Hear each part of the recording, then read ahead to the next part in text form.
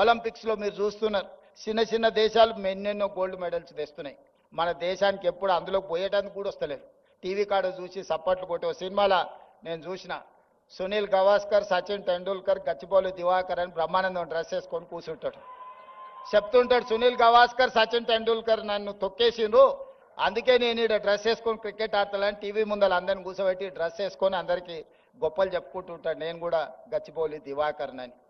అట్లనే మన స్కిల్స్ విషయంలో కూడా మన నేతలు మాట్లాడుతుంటారు ఇక వచ్చే గోల్డ్ మెడల్స్ అని, అయిపోయినాక ఒక్కడు కనిపిస్తలేడు. అందుకే 2036లో ఒలింపిక్స్లో గోల్డ్ మెడల్స్ సాధించాలంటే మన నైపుణ్యంతో కూడుకునే చిన్న పిల్లల్ని 10 ఏళ్ళు 11 ఏళ్ళు ఉన్నప్పుడే వాళ్ళ యొక్క నైపుణ్యాన్ని గుర్తించి మట్టిలో మాణిక్యాలను వెలికి తీయాలి. 10-12 ఏళ్ళు శిక్షణ ఇస్తే గానీ ఒలింపిక్స్లో ఒక గోల్డ్ మెడల్ సాధించలేడు. అందుకే వాటి కోసం ఈనాడు యంగ్ ఇండియా స్పోర్ట్స్ యూనివర్సిటీని మనం ప్రారంభించుకున్నాం.